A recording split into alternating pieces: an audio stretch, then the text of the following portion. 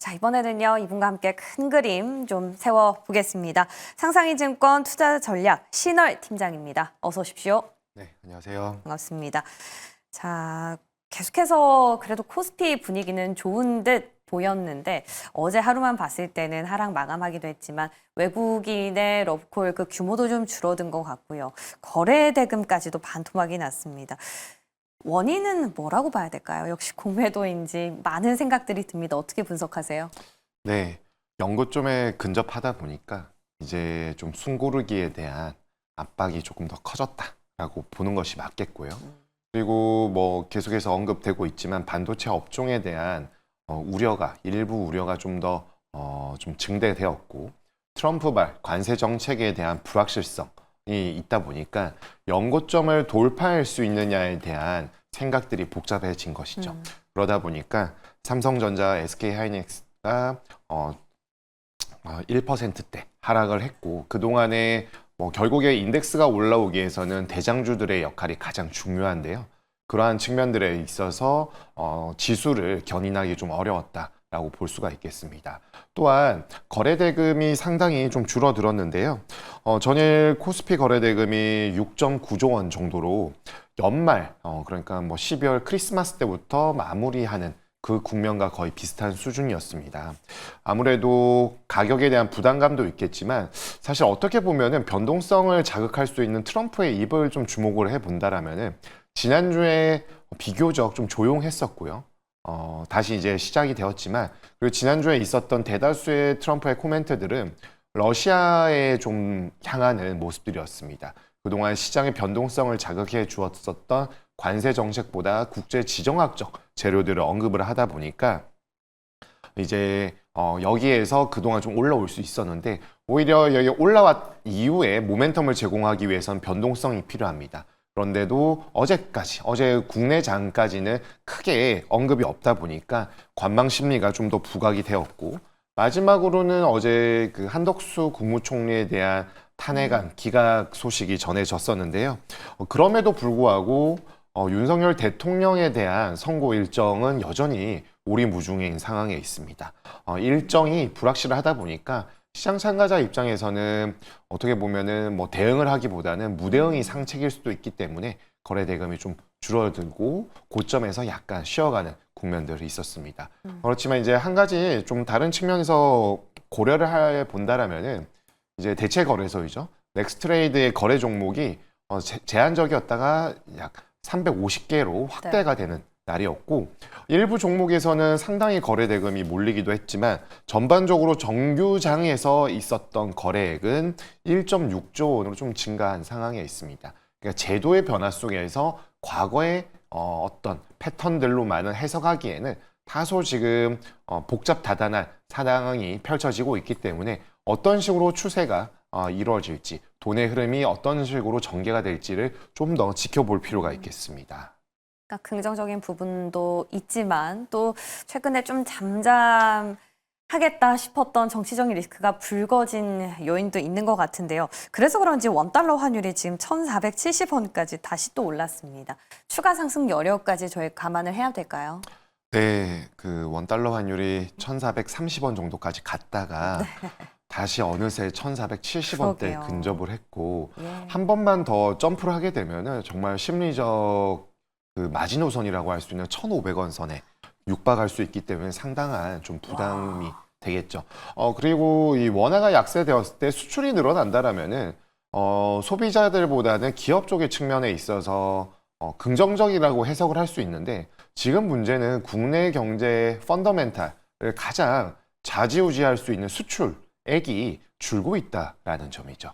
수출의 모멘텀이 상당히 위축이 되어 있고 향후 수출이 늘어날 수 있다라는 기대감이 있다라면 설비 투자도 같이 늘어야 되는데 설비 투자 역시 좀 좋지 못한 상황에 있습니다. 이렇게 설비 투자가 좋지 못한 이유 때문에 우리나라 원화의 약세, 절하는 결국에는 트럼프발 관세 전쟁에 대한 우려가 확대되면서 원화 약세, 그러니까 원달러 환율의 상승을 견인했다라고 딱 뽑을 수가 있겠고요. 거기에다가 이창용 하는 총재가 연말 연초에 얘기한 것처럼 1,400원대에서 1,450에서 70원대까지 올라가는 상황 속에서 달러 강세가 약 40원 내외는 있겠지만 국내 정치적 이벤트에 의한 부분도 20에서 30원 정도는 있다라고 했습니다. 근데 아직 국내 정치 이벤트에 의한 부분들이 해소가 되지 않았고 트럼프에 의한 미국 경제가 세계 경제에 미치는 영향은 더 커지고 있는 상황 때문에 다시 그 레벨대에 복귀했다라고 볼 수가 있겠습니다. 그리고 외환시장이 좀 복잡하고 쉽게 다가오지 않는 부분들은 결국 상대 가치에 대한 부분인데요. 달러가 강해지는 것을 타 통화가 더 강해진다라면은 상대적으로 달러의 상대적 약세를 기대해 볼 수가 있는데 결국에는 기축 통화 중에서 가장 큰 포션을 차지하는 것이 달러, 그 다음이 유로와 엔화인데요. 유로와 엔화에 대한 상대적 절상에 대한 기대감을 좀 가지기가 어렵습니다. 유럽은 여전히 진퇴양난의 상황에 있고요. 엔화는 지금 BOJ 금리 동결이 지난주에 있었고 금리 인상에 대한 타이밍은 잡고 있지만 가시적으로 부상은 된 것은 아닙니다. 그래서 2분기 또는 7월경 지금 예상이 되고 있기 때문에 아직 확 다가오지 않는 부분들이 달러의 이런 독주 체제를 제어하기가 좀 어렵다라고 보여지고 결국에는 달러 인덱스가 지금 103에서 104포인트까지 올라온 상황에 있는데 105까지 가게 된다라면은 결국 원화는 10에서 15원 정도 더 올라가게 될 것이고 이렇게 된다라면은 1480에서 90원 레벨 되고 심리에 의해서 변동성이 높아지게 될 경우에는 1,500원에 근접할 가능성도 한층 좀 확대될 수 있습니다. 자, 지금 이런 상황에서 경기에 대한 불안 심리가 작동되게 된다면 당연히 더 안전자산으로 여기는 달러의 가치가 더 오를 수밖에 없을 것 같은데요. 지금 월가에서 이런 비슷한 분석들을 내놓고 있는 것 같아요. 국채금리 전망치를 하향 조정한다.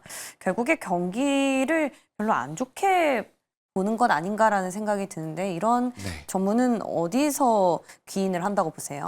네, 결국에는 미국의 통상 정책에 대한 불확실성이 경제 주체에 대한 불안감을 가중시키게 되는 것이고 사이클상 미국의 경기 확장보다는 이제 둔화, 축소로 이어질 개연성이 높은 국면에서 트럼프 대통령이 취임을 했습니다. 거기에다가 트럼프 대통령은 지금 올바른 일을 하고 있기 때문에 일희일비하지 않고 가겠다라는 취지의 발언을 한 점은 아무래도 투심이나 경제 성장에 관련된 부분들이 위축이 될 수밖에 없는데요.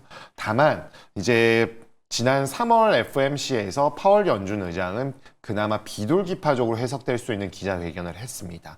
이러한 부분들은 도비시하게 느껴졌기 때문에 시장 금리의 전망치를 하향 조정시킬 수 있었다라고 볼 수가 있겠고요. 최근 들어서 이제 가장 우려가 되는 부분들은 소비자들의 단기 기대 인플레이션율이 4에서 5%대까지 급등을 한 부분입니다.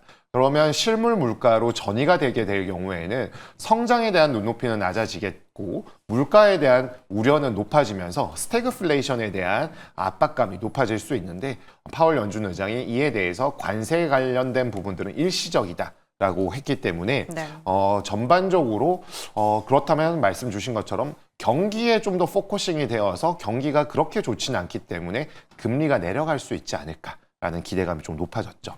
그렇지만 트럼프 행정부의 이런 일련의 정책들은 아무래도 재정 건전성에 대한 우려를 자극할 수밖에 없겠고요. 그리고 워낙에 지금 미국이 상대 국가로 인해서 피해를 보고 있다라는 생각들을 많이 하고 있지 않습니까? 그러다 보니까 영구채를 찍어서 우리 무역 흑자를 내는 국가들에게 팔겠다라는 점 등 국채와 뭐 관련된 채권 관련된 이슈 등이 있는 부분들은 불확실성과 금리의 상승 압력으로도 작용할 가능성을 아예 배제는 못합니다. 그러니까 결국에 지금 심리보다는 우리가 데이터에 집중을 해야지 확실하게 판단을 할 수 있을 것 같다라는 생각이 들거든요. 그렇다면 우리에게 주어진 소프트 데이터와 하드 데이터 중에 어떤 쪽으로 무게를 싣고 봐야 될까요? 네, 사실 쉽지 않고요.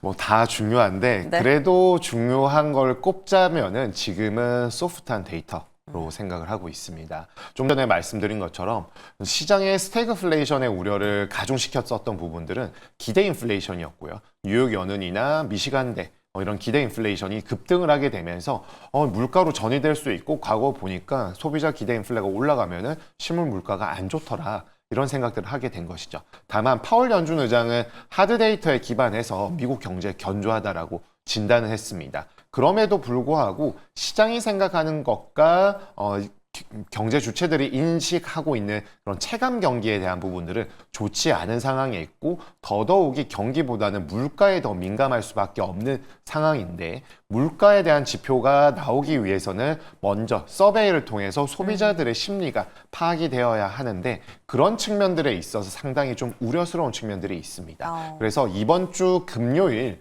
밤에 개인 소비 지출 물가 지수, 미 연준의 물가 지표죠. 그리고 미시간대 소비자 신뢰 지수와 함께 기대 인플레가 발표됩니다. 하드 데이터와 소프트 데이터 모두 확인할 수 있는 날이 되겠습니다. 네, PC 이번 주 금요일이 어쩌면 좀 변곡점이 될 것 같다라는 말씀을 주시네요.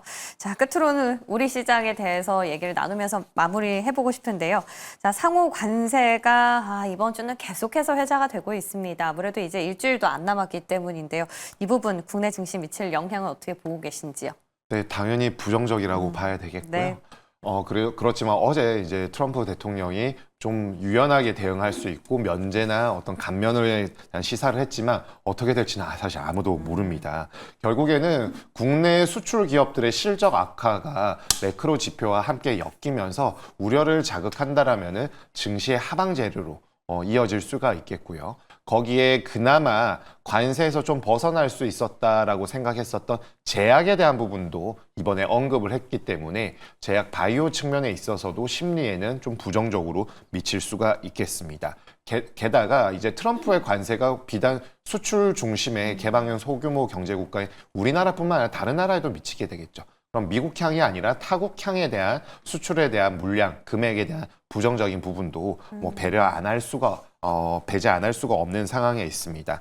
거기에다가 이제 더티 15로 대표되는 상호 관세의 관세가 좀 더 높은 그런 부분들이 계속 악재로 작용할 수가 있겠는데요. 그럼에도 불구하고 우리 증시는 연초 이후에 저가 매수세가 유입되는 종목들 그리고 관세의 영향에서 좀 벗어날 수 있고 오히려 이런 국면에서 좀 수혜를 받을 수 있는 조선, 방산 그리고 엔터 레저 이러한 측면들에 있어서는 긍정적인 부분들이 나와서 지수의 하단을 잡아주었고요. 만약에 이렇게 우려하는 상황 속에서 반대로 반도체, 자동차 그런 대표 대장주들에 대한 관세의 우려를 경감시켜 줄 수 있는 코멘트가 나온다라면은 또한 반등의 계기로 빠르게 잡을 수가 있는 가능성 역시나 좀 고려는 하고 있어야 되겠습니다. 네, 좋습니다.